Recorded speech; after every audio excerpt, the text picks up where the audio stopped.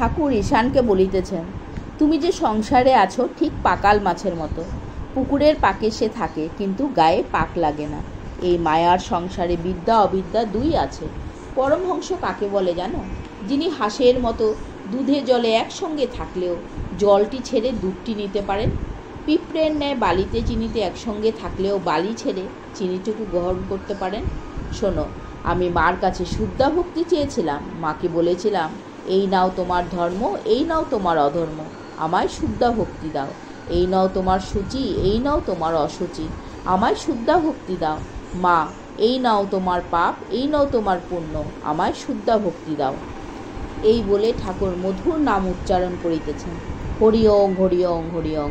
মাকে বলিতেছেন, মা, ব্রহ্মজ্ঞান দিয়ে বেহুশ করে রাখিস না আমায়। ব্রহ্মজ্ঞান চাই না, আমি আনন্দ করব, বিলাস করব। জয় মা।